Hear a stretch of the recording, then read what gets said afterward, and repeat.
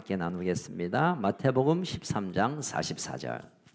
마태복음 13장 44절 한 절 읽겠습니다. 마태복음 13장 44절 시작. 천국은 마치 밭에 감추인 보화와 같으니 사람이 이를 발견한 후 숨겨두고 기뻐하며 돌아가서 자기의 소유를 다 팔아 그 밭을 사느니라. 아멘. 오늘 한 절입니다. 이제 마태복음 13장에 있는 하나님의 나라 비유 다섯 번째 감추인 보화와 같이라는 말씀을 나누게 될 것입니다. 자, 이 얘기는 우리가 너무나 잘 아는 얘기지만 조금 더 하나님 나라가 우리에게 임할 때 우리의 삶에 어떤 변화가 일어나나라는 관점으로 이 말씀을 좀 들여다볼까 합니다. 먼저 역사적인 배경을, 이 시대의 배경을 조금 아는 것이 필요하겠죠. 고대 근동에 있어서는 은행이 없었습니다. 은행. 그래서 새마을 금고도 없었고, 그러다 보니까 재산이나 또는 특별한 보물이나 이런 금부치들은 자기가 보관을 해야 합니다. 근데 보관할 때 되게 어디 보관합니까? 장롱, 단수, 빼다지, 저기 오태곤 목사님 통역 좀 해주세요. 장롱이 하지만 그러나 이 고대 근동 사람들은 전쟁이 참 많았습니다. 우리가 알다시피 이스라엘, 팔레스타인 지역에는 수시로 전쟁, 지금도 전쟁 중이죠. 그러다 보니까 금방 또 이렇게 피난을 가야 되고 또 이렇게 집이 빼앗기고 그러다 보니까 그들이 대부분 정말 중요한 보물은 항아리에 넣어서 깊이 땅에 묻어두는 겁니다. 그리고 앞마당에 묻으면 당장 들킬 수 있으니까 좀 외진 곳에 돌 많은데 아무도 저기 설마 있겠나 하는 그런 데 꼭꼭 숨어다 줘요. 숨어다 두면 이제 장가 갈 때나 시집 보낼 때나 중요할 때 가서 꺼내가지고 쓰기도 하는데, 이제 급하게 어떤 일이 생기면 이제 아버지가 딱 이렇게 숨겨뒀는데 엄마가 알면 분명히 딸한테, 아들한테 말할까봐, 말하면 이것들이 몰래 파갈까봐 절대 말을 안 해요, 아버지가. 그래 죽기 전에 저기 뒤쪽에 오른쪽 5발짝, 뒤로 2발짝, 거기 앉고 이렇게 죽는 게 대개의 경우였어요. 제가 지금 약간 오버하고 있지만, 그러다 보니까 아버지가 급사를 하거나 갑자기 누가 들이닥치면 어디 숨은지도 모르고 그냥 도망을 쳐야 되는 경우가 종종 있었습니다. 그런데 이제 이 일에 대해서 옛날 우리 6.25 때도 그랬잖아요. 6.25 때. 여러분 아시죠? 6.25 때. 예. 그때 6.25 때 총알이 빗발치는 가운데 저는 저희 아버지를 업고 죄송합니다. 참 죄송합니다. 만주 독립운동 할 때지.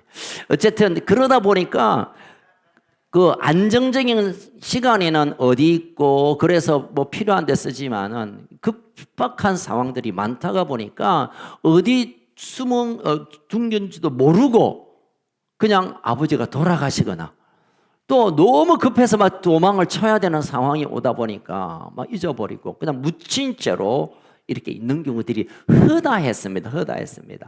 그러다 보니까 어떤 사람이 발견하면 이게 내 끼다, 아니 네 끼다, 서로 야 내가 심어놓은 거다, 네 심어놓은 거 증거내봐라, 옛날에 내가 살았다, 내가 그 전에 살았다 이러면서 자꾸 분쟁이 있으니까 이 랍비들은 그것을 중재하거든요. 야, 발견한 그놈이 지 거다 이렇게 정해두었습니다. 왜냐하면 이 때문에 공동체가 싸우고 고소가 일어나니까 어쨌든 발견한 그 사람의 그 소유로 인정한다라는 것이 통용되었습니다.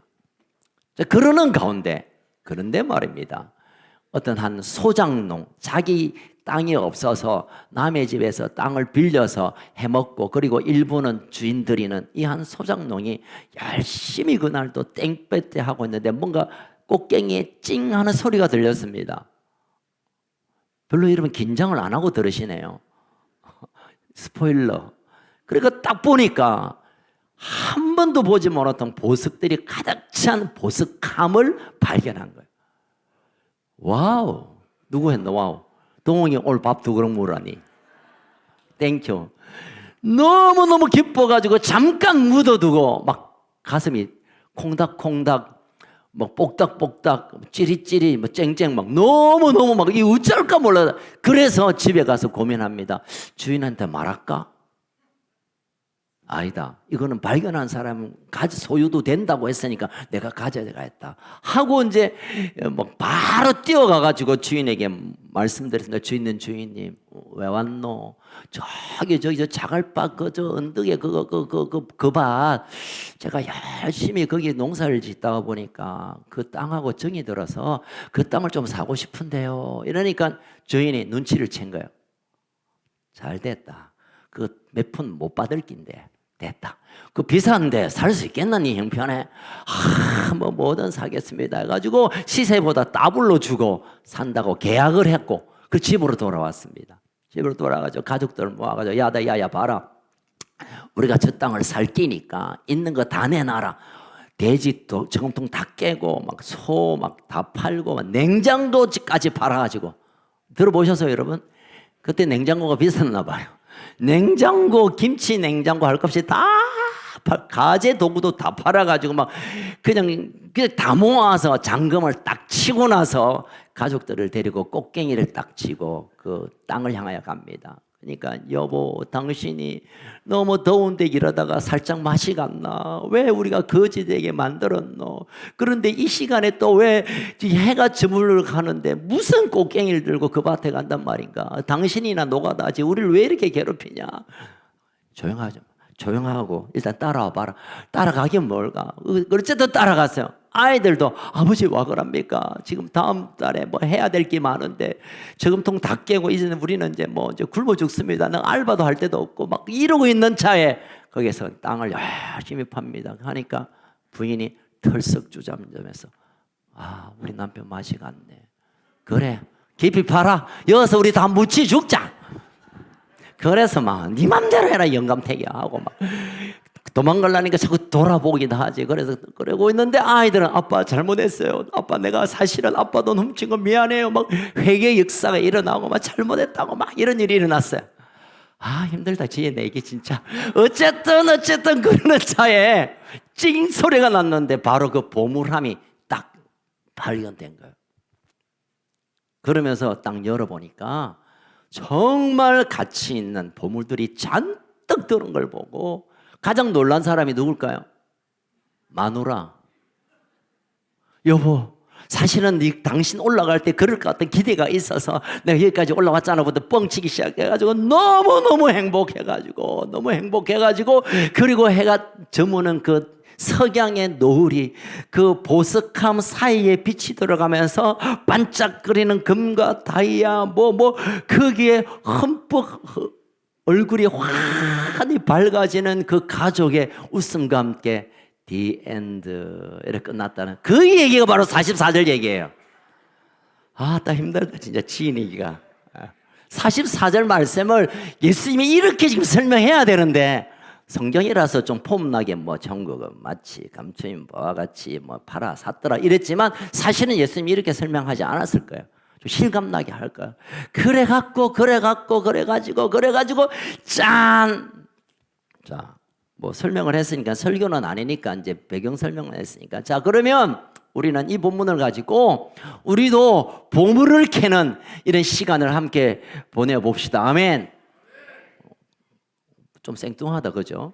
어쨌든 자, 이 본문 같아서 예수님이 천국 하나님 나라가 바로 이거다고 말했는데 그럼 이 이야기 가운데 우리가 천국이 도대체 뭐고 천국을 어떻게 우리가 취하고 천국을 가진 자의 삶이 어떻게 변하는가를 우리가 발견해야 되는데 첫 번째로 천국은 숨겨진 감추어진 보화 같다고 했습니다. 보화는 보화인데 보물인데 감추어졌다고 말하고 있습니다. 여러분 하나님 나라가 감추어진 보물입니다. 아멘. 13장 11절을 한번 띄워보십시오. 13장 11절 시작. 대답하여 이르시되 천국의 비밀을 아는 것이 너희에게는 허락되었으나 그들에게는 잠깐 띄워놓으세요. 아니, 예수님이 지금 일상의 여러 가지 일들, 사건들, 어떤 사람의 얘기로 지금 천국을 설명하면 다 알아듣는 것 같고, 아이, 그거 있는 일이죠. 뭐, 씨 뿌리는 거 우리 늘 하는데요. 아, 누룩 우리 잘 압니다. 겨자 씨 뿌려가지고 큰 나무 우리 잘 아는데요. 알고 그 가라지 구분하는 거 우리 잘 압니다. 알긴 아는데, 듣긴 들었는데, 천국이 무엇인가에 대한 분명한 비밀, 그 진리가 깨달아지지 않았더라는 거예요. 아무에게나 하나님의 나라가 그대로 이해되고 받아들여지고 믿어지고 누려질 수가 없다는 것을 오늘 말씀하고 있는 겁니다. 보아가 그냥 길가에 있으면 얼마나 좋아. 이 복잡하게 뭐 뛰댕기고 할 거 없이 그냥 주머니에 넣어가면 끝일 건데, 왜 감추어진 보아라고 했냐면, 이 천국의 비밀이, 하나님 나라의 비밀이, 하늘의 그 영광스러운 일이 아무나 이해되고 아무나 받아들여지고 아무나 취해지지 않다는 거예요. 않다는 거예요. 설교를 수백 번 들어도 뭐가 뭔지도 모르고, 성경을 아무리 읽어도 하얀 거는 뭐 종이고 까만 거는 글씨고, 아무리 말씀을 연구하고 묵상하고 설교를 들어도 나에게는 별로 깨달음이 없고 하나님 나라가 잡혀지지 않고 그것이 누려지지 않고 있다면 그들에게는 비밀로 덮어준 겁니다. 그런데 하나님의 말씀이 선포되고 하나님의 말씀을 들고 우리가 묵상할 때마다 하나님의 음성이 내게 들려지고 하늘의 영적인 세계가 펼쳐지는 것은 하나님이 그들에게 천국의 비밀을 풀어주셨기 때문인 것입니다. 여러분, 예수님 주변에 얼마나 많은 사람들이 따라다녔습니까? 가까이는 12명의 제자, 그리고 큰 무리들. 마태복음 계속 나오는 단어가 보면 큰 무리들. 예수님께 수많은 사람들이 모였습니다. 예수님이 기가 막힌 천국 복음을 전할 때 맞다 아멘 했습니다. 아무도 고칠 수 없는 질병을 치료할 때 이야 진짜 대단하네 했지만 하나님의 나라는 볼 수 없었습니다. 안타깝지만, 야, 그 사람 대단하네. 야, 그 말 어째 그런 말을 하노. 야, 그분이 그런 병을 고치다니라고 눈으로는 보고 이성적으로는 오케이 했지만 영적인 하나님의 나라의 비밀을 그들은 알지 못했습니다. 여러분, 오해하지 마십시오. 성경 100도 읽으면 뻥 뚫혀서 하나님 나라의 그 영광을 볼 줄 아시죠? 신학교를 가면서 교리, 기독론, 뭐 신론, 교회론, 뭐 구원론, 성령론 다 신학의 교리를 다 독파하면 하나님 나라가 확 열릴 것 같죠? 아니요. 어떤 교리나 어떤 이론이나 어떤 진리를 달달달 외우면 뭔가 하나님 나라가 쫙 펼쳐지는, 하나님 나라가 여기 왔다는 것을 경험할 것 같죠? 아니요. 오늘 예수님이 그걸 말하고 있는 거예요. 하나님 나라는 감추어진 보화다. 그러면 이 감추어진 것들을 우리가 어떻게 발견하느냐? 첫 번째는 하나님의 주도적으로 성령을 통하여 깨닫게 하시고 지혜와 계시의 영을 통하여 깨닫게 하시든지, 아니면 우리가 믿음으로 그것을 취할 때 하나님의 말씀을, 하나님의 하신 일들 믿음으로 취하는 순간에 하나님이 어떤 분이시고 하나님이 하시려고 하는, 하나님이 세우시려고 하는 그 나라를 이제 보게 되고 누리게 되는 것입니다. 아멘.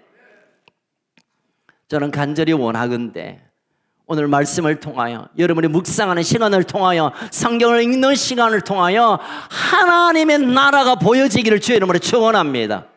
말씀을 공부할 때 하나님의 나라가 실제를 경험하는 역사가 있기를 주의 이름으로 축원합니다. 그게 없다면 우리의 시간은, 우리의 뭘 하는 거 아무 의미가 없어요. 교회를 100년 다녀봐야 뭐해? 하나님 나라가 뭔지도 모르고 그것이 누려지지 않고 경험하지 못한다면. 여러분, 하나님의 나라를 보기를 갈망하기를 주의 이름으로 축원합니다. 한 자락의 말씀을 들으면서 이 말씀을 통하여 하나님의 어떤 분이시고 나에게 어떤 일을 하고 계시는가, 지금 내 가운데 임하고 있는 하나님 나라를 경험하는 이 놀라운 일들이 있기를 주의 이름으로 축원합니다. 자, 또 한 가지 우리가 좀 나누고 싶은 것은, 이 농부가 보화를 꺼내는 일에 관해서 보화를 좀 처음 발견했잖아요. 그런데 저는 이 말씀을 생각하면 생각할수록 농부가 제 생각에는 참 열심히 일했구나라는 생각이 들어요. 여러분 소작농은 뭐 자기 밭이 아니어서 뭐 대충 뭐 일할 수 있어요. 그러다가 주인이 저 올라오는 소리 들으면 막 이런 인간들이 있잖아. 너 사람들 보면 뭐 열심히 기도하고 뭐 열심히 봉사하는 것 같고 막 대단한 믿음의 사람이 있다가 사람이 가면 그냥 대충 뭐 믿는지 안 믿는지 뭐 하는지 안 하는지 뭐. 농부도 그런 농부가 있었어요.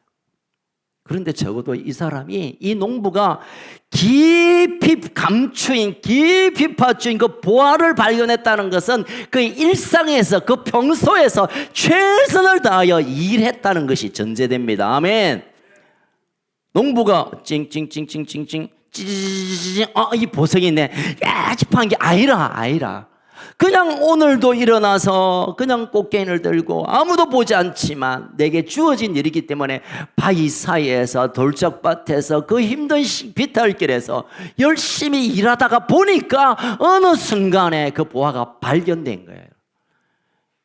여러분 보화는 그냥 도박이나 또 우연이나 웃자다가 발견되어지는 것이 아니라 자기에게 주어진 자리와 맡긴 사명과 하나님이 주신 그 삶의 자리에서 최선을 다하여 일상에서 하나님의 나라를 구하는 그 순간 하나님의 나라의 보화를 발견할 수 있다는 것입니다. 아멘.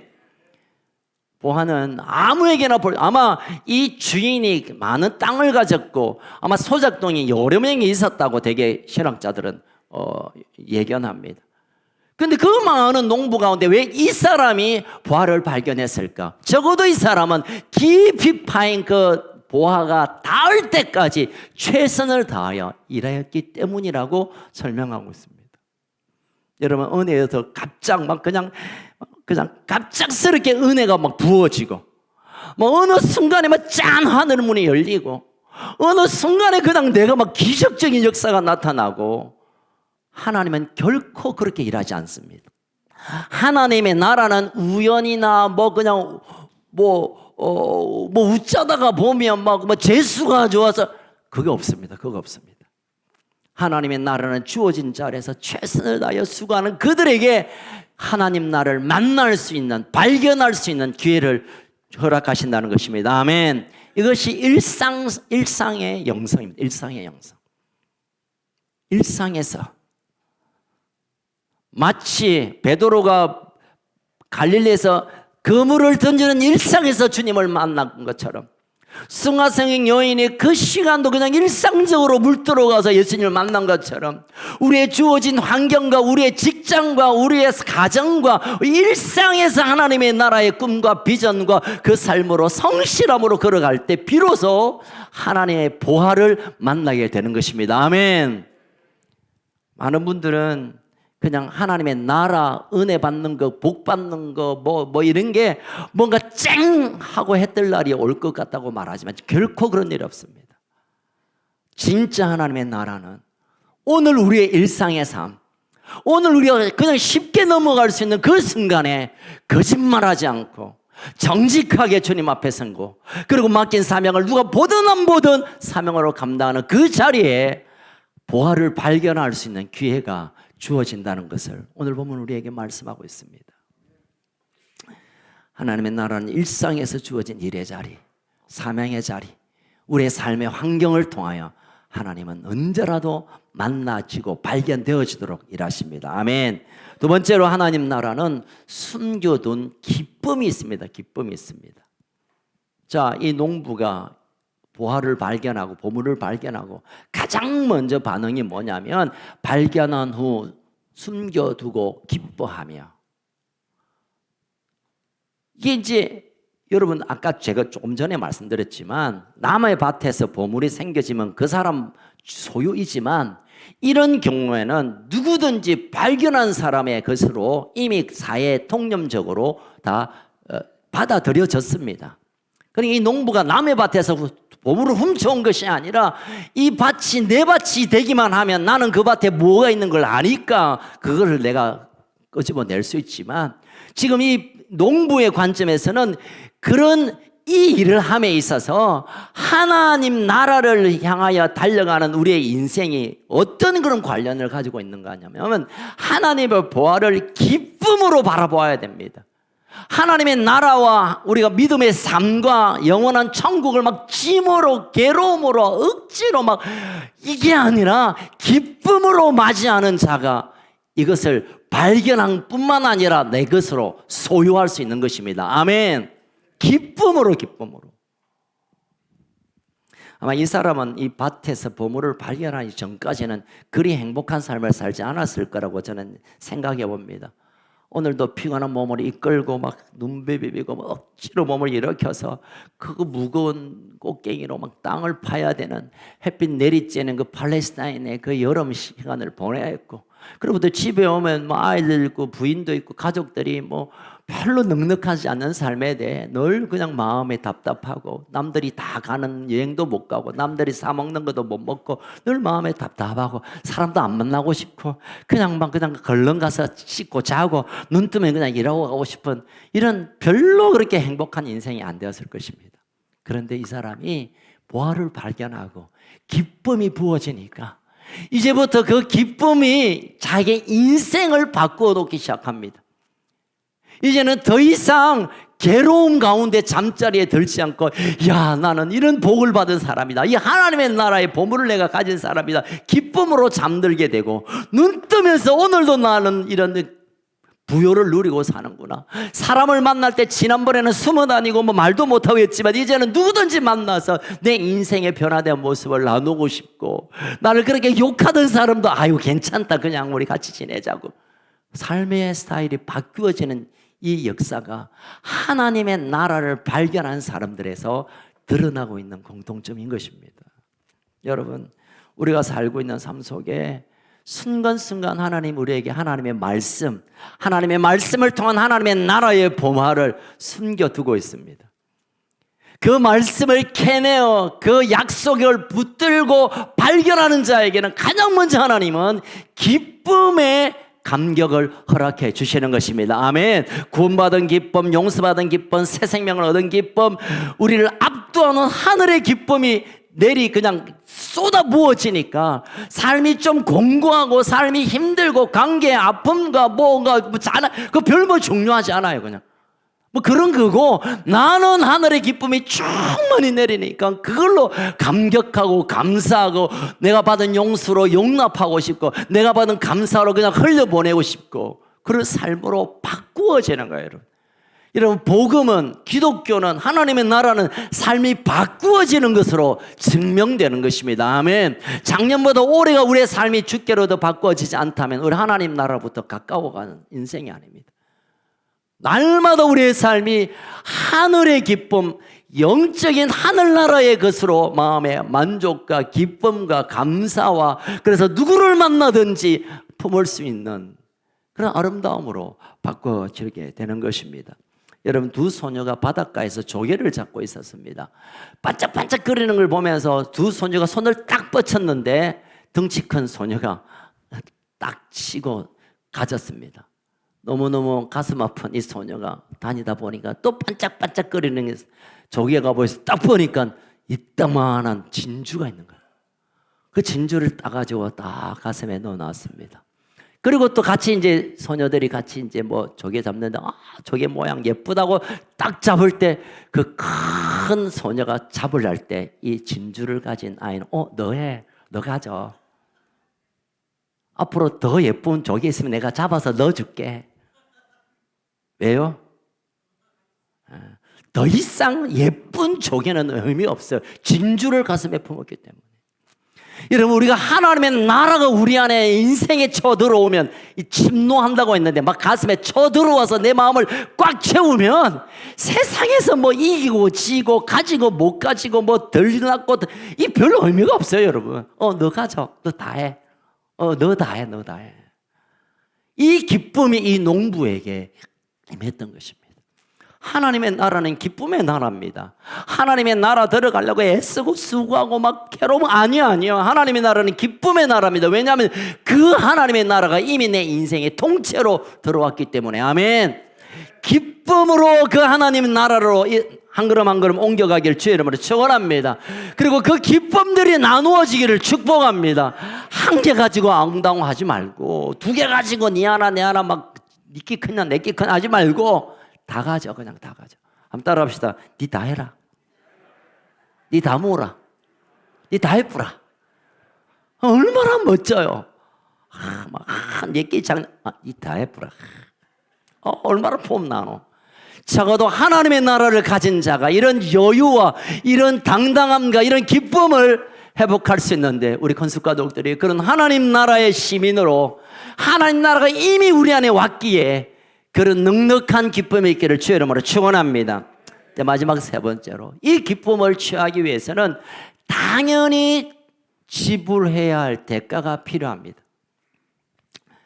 44절 같이 읽겠습니다. 다시 44절 시작. 천국은 마치 밭에 감춘 보화 같으니 사람이 이를 발견한 후 숨겨두고 기뻐하며 돌아가서 자기 소유를 다 팔아 그 밭을 사느니라. 저는 이걸 보면서 내가 농부라면 이런 생각을 좀 해왔습니다. 내가 농부라면 그 밭에 보화를 딱 꺼내갖고 막 집에 왔을 것 같아. 그래서 주인이 뭐라 하면 오늘 보러 이 험한 일 그만하기로 했습니다. 수고했어 하고 그냥, 그런들 누가 뭐라 해? 여러분 그런 생각 안 들습니까? 내가 뼈 빠지게 일하는데 이걸 발견한 사람 자기가 가져도 법적 문제가 없어요, 사실은.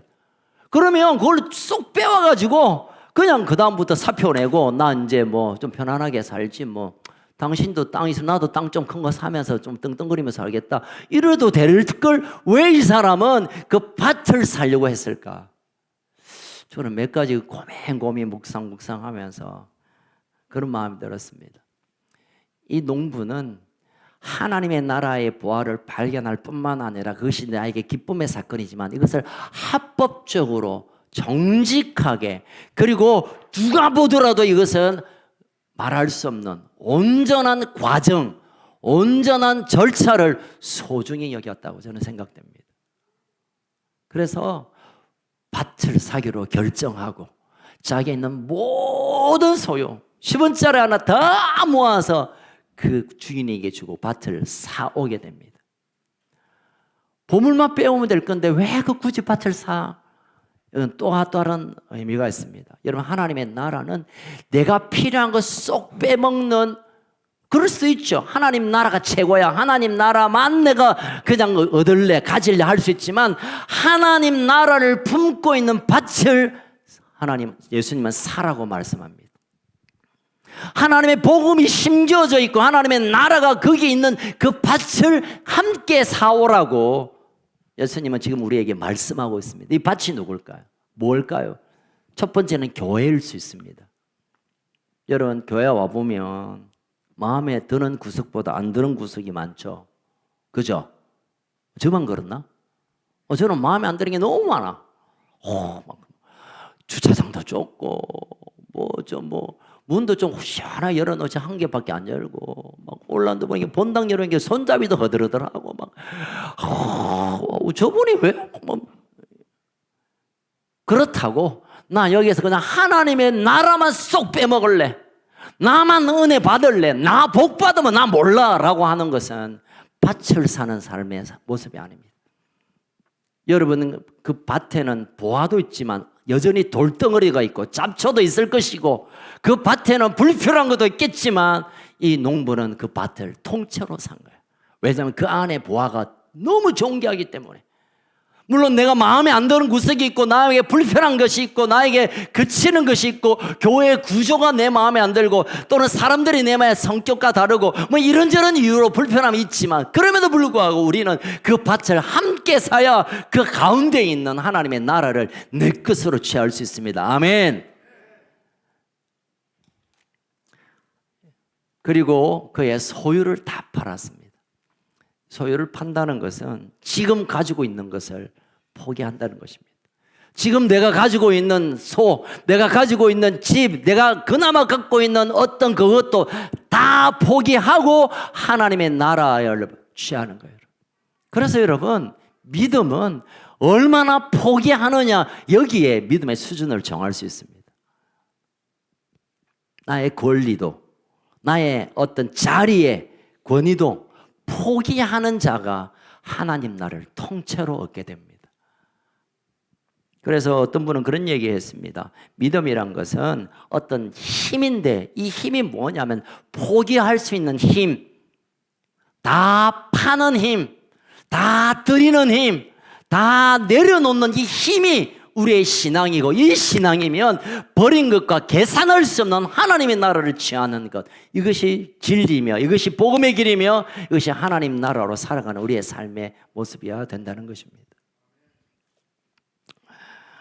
사랑하는 건축가족 여러분, 우리가 이 땅에서 포기하는 것은 손해고, 포기하는 것은 누군가 나이가 바보 취급하는 거고, 포기하는 것은 스스로 실패를 인정하는 것으로 가르칩니다. 그런데 여러분, 신앙세계 안에, 하나님 나라 안에서는 오히려 포기하는 것이 훨씬 우리가 알고 있는 큰 것, 대단한 것, 엄청난 것을 취할 수 있는 힘이 생겨지는 것입니다. 그래서 될 수 있는 대로 포기하도록 여러분 노력하세요. 내 삶을 포기하는 것 말고 어떤 권한을 포기하고 권리를 포기하고 내가 해도 되지만 그것을 내려놓는 포기, 재산을 팔아서 그 밭을 사는 마음으로 포기할 때 하나님께서 하나님의 나라를 우리 안에 안겨주시는, 포기한 것과 몇 배를 계산할 수 없는 하나님의 나라를 우리가 취할 수 있는 그 자리에 서게 될 것입니다. 이제 말씀을 마무리하겠습니다. 여러분, 우리의 삶이 녹록지 않습니다. 봄이 되었지만 날씨는 좀 풀리는 것 같지만 여전히 우리의 마음 한구석에 내가 이렇게 살면 안 되는데, 내 삶에 뭔가 좀 풀려야 되는데, 좋은 일이 좀 생겨야 되는데, 하나님께서 나에게 어떤 일들을 좀 해주셔야 되는데 기대가 있지만, 그럼에도 불구하고 우리의 마음이 자꾸 눌립니다. 환경을 보고 듣는 소리를 듣고 관계를 생각하고. 우리의 관계는 별로 의미 없어요, 여러분. 관계 너무 거기에 인생을 걸지 마세요. 하나님의 나라가 덮어져 버리면, 하나님의 나라가 우리 인생에 들어오면, 하나님의 나라가 우리 가운데 채워지면, 제가 생각할 땐 그거 별거 아닌 것 같아요. 좀 가난하고 좀 아프고 좀 안 되고 좀 불편하고 그 하나님의 나라가 오면 그걸 덮고도 덮을 수 있는 놀라운 일들이 일어납니다. 하나님 나라를 기대하지 않거나 하나님 나라가 오고 있고 하나님 나라가 와 있음을 모르는 사람들은 어쨌든 하나 가지고 싸우고, 네가 그러면 되나, 내가 그러면 안 된다, 네가 이렇게 왜 하나님 나라의 엄청난 것을 경험하지 못했기 때문에. 저는 약 한 절밖에 안 되는 단순한 한 절의 내용을 통하여 하나님 우리에게 말씀하시는 바가 있습니다. 이제 좀 내려놓아라. 이제 좀 포기할 수 있으면 포기해라. 이제 포기하는 자에게 천국의 보화를 안기는 일이 있을 텐데, 우리의 똑똑한 생각 때문에 우리 이런 생각을 하죠. 하나님 나라도 좋고, 그리고 또 이 땅에서 폼나게 사는 것도 좀 좋고, 남들보다 좀 높아지는 것도 좋고, 남들 박수 받는 것도 좋고, 폼나게 사는 것도 좋지 않습니까? 뭐 그럴 수도 있죠. 그러나 하나님은 그것을 내려놓지 않으면, 그걸 내려놓지 않으면 하나님 나라는 결코 우리의 얘기가 아닐 수 있습니다. 때로는 우리의 권위, 우리의 자격, 우리가 충분히 그래도 되는 권리조차도 내려놓을 때 하나님의 나라가 우리에게 찾아와 우리가 알 수 없는 기쁨, 그냥 감격으로 표현할 수 없는 놀라운 일들을 우리가 살아낼 수 있는 일이 일어날 줄로 믿습니다. 하나님 나라가 우리에게 이미 임했습니다. 이제 그 나라가 확장되고 더 확장되기를 주의 이름으로 축원합니다. 우리의 마음에서부터, 우리의 가정에서부터, 우리 교회로부터 이제는 이 하나님 나라가 이 부산 땅과 대한민국과 또 열방 가운데 그것이 풀어지고 나타나고 그것이 전해지는 놀라운 기적이 있기를 주의 이름으로 축원합니다. 할렐루야. 우리 한번 같이 기도하겠습니다. 여러분, 기도하기 전에 우리가 모든 시간마다 선포하며 기도해야 할 제목을 제가 오늘 나누어 드렸는데요. 이것은 40일 동안 매일 아침 먹고 30분 후에, 식전에, 그리고 우리 교회 모든 모임 위에 낮 예배, 오후 예배, 청소년 예배, 청년 예배, 세일 예배, 어떤 모임을 시작하면서 이것을 선포하고 우리가 함께 하나님께 나아가려고 합니다. 그래서 우리가 합심으로 기도하기 전에 먼저 이것을 펴고 같이 기도하겠습니다. 40일 일일 기도, 금식 기도 제목인데요. 같이 선포하면서 읽고 나아가겠습니다. 시작. 하나님 아들 주 예수 그리스도여 기적을 베풀어 주시니 감사합니다. 우린 주님만 바라봅니다. 하나님 아들 주 예수 그리스도여 기적을 베풀어 주시니 감사합니다. 우리는 주님만 바라봅니다. 하나님 아들 주 예수 그리스도여 기적을 베풀어 주시니 감사합니다. 우린 주님만 바라봅니다. 믿는 자들에게 따르는 표적 곧 주 예수의 이름으로 귀신을 쫓아내며 새 방언을 말하며 뱀을 집어올리며 무슨 독을 마실지라도 해를 받지 아니하며 병든 사람에게 손을 얹은적 나으리라 하신 그 약속이 큰습교회 위에 그대로 나타나게 하심을 믿습니다. 만군의 주 여호와의 권능과 나사렛 예수 그리스도의 이름의 권세와 성령님의 능력으로 부산과 명장동을 덮사오니 흑암의 세력들이 잠잠히 떠나가고 하나님 나라가 임하게 하옵소서. 나사렛 예수 그리스도의 이름과 보혈로 명하노니 이 지역 사회를 미혹하게 하는 분열의 영, 음란의 영, 거짓의 영, 가난의 영들은 무너지고 떠나갈지어다. 전도를 방해하는 악한 영들, 영혼들을 강팍하는 영들은 묶임을 받고 잠잠히 떠나갈지어다. 어둠의 권세와 맞서 싸워 교회를 보호하고 기도의 불장벽으로 치는 주님의 용사들을 일으켜 주셔서 교회의 성벽을 보수하고 수축하고 모든 영역의 회복과 번영과 부흥이 일어나게 하옵소서. 기도의 야성이 회복되고 기도로 세상을 승리하게 하소서. 하나님 나를 위하여 기쁨으로 심어 재정의 돌파가 일어나게 하옵소서. 트리키의 시리아 대지진으로 참상을 입은 자들 가운데 주님의 긍휼을 부어주옵소서. 열방 가운데 흩어져 복음을 위하여 헌신하는 선교사님들을 지켜주옵소서.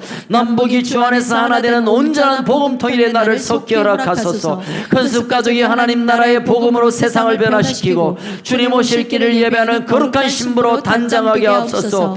주 예수 그리스도의 존귀하신 이름으로 기도합니다. 아멘, 아멘, 아멘. 우리 함께 기도하며 나아갑시다. 하나님, 그렇습니다. 하나님 나라가 이 지역과 부산 땅과 또 우리 심령과 우리의 가정과 우리의 교회 가운데 임하여 될 터인데 하나님, 우리가 먼저 포기하는 나의 모든 권리와 나의 가진 것을 포기함으로 하나님 나라를 취하게 하여 주옵소서. 하나님, 나의 일상을 통하여 하나님 나라를 구하는 삶을 살아드리게 하여 주옵소서. 하나님 아버지, 나의 권리를 포기하지 않는다면 결코 우리가 하나님 나라를 볼 수 없는데, 십자가를 붙들 수가 없는데, 신앙은 따로고 삶은 따로고 하는 이 가짜의 삶이 아니라 언제 어디서나 하나님의 나라를 바라보며 그것을 취하며 그리하서 우리를 완전히 주님 앞에 포기하는 삶을 살기를 원합니다. 성령님, 이 시간 우리의 마음에 감동으로 역사하시고 이 시간 우리의 고백 가운데 예수님의 보혈이 우리를 덮게 하여 주시며 오늘 이 결단 가운데 하나님 나라의 기쁨과 희락이 풀어지게 하여 주옵소서. 우리 주여 외치고 결단하며 간구하며 나아갑시다. 주여!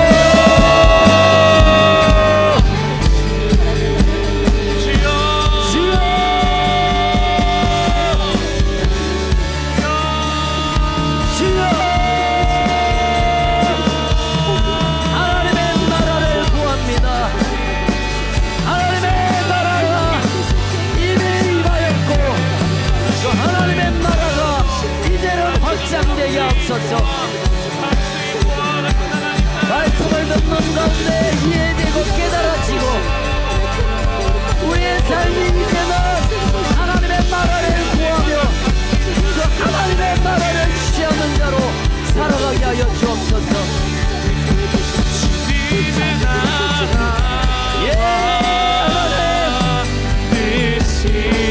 하나님의 나라를 구합니다.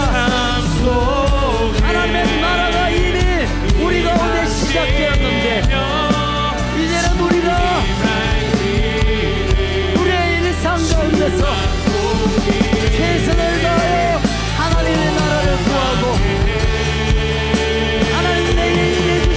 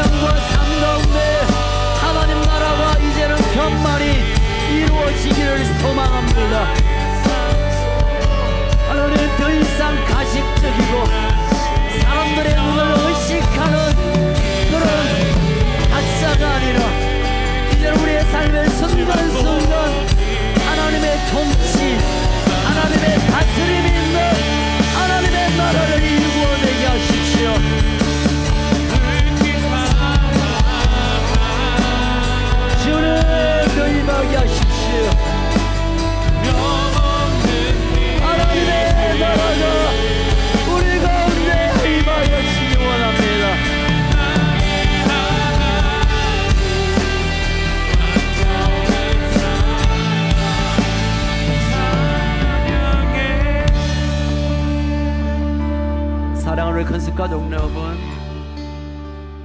예수 믿는 것은 내가 가진 거 다 가지고 예수님을 가져오는 것이 아니라 나의 모든 것을 내어드리며 예수를 통하여 천국을 취하는 것입니다. 이 시간 저는 여러분께 도전합니다. 저는 여러분께 도전합니다. 내가 하나님 나라를 취하겠습니다. 내가 하나님 나라를 취하겠습니다. 내가 하나님의 나라를 취하겠습니다. 하나님 나라를 취한 자는 이 땅에 있는 것들을 다 팔아 그 부활을 사는 것처럼 하나님 나라를 위해 내 삶을 내어드리는 것입니다. 나의 권리와 나의 모든 것 포기하는 자에게 하늘나라의 그 영광과 기쁨을 부어주시는 것입니다.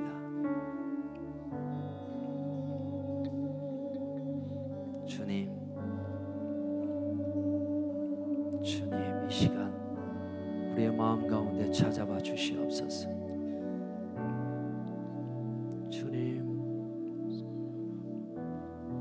주님, 언제까지 우리가 신앙 따로 있고 교회 따로 있고 내 삶이 따로 있는 아무것도 아닌 것을 추구하는 우리의 삶을 이제는 우리가 내려놓고 하나님께 나를 올인해드리는, 모두 드려 하나님께서 우리의 삶에 하나님 나라를 송두리째 부어주시는 그 기쁨을, 그 영광을, 그 은혜를 취하시기를 주의 이름으로 축복합니다. 우리의 삶의 목적과 이유 되시는 주 예수 그리스도의 그 크신 은혜와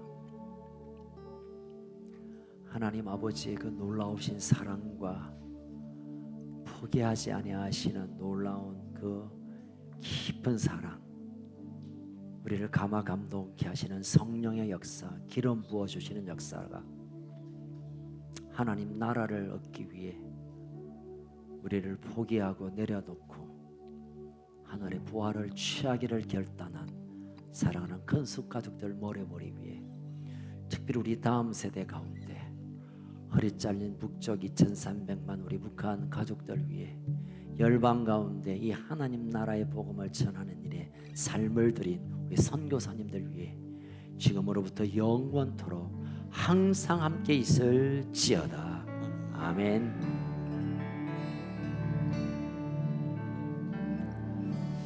이제 오늘은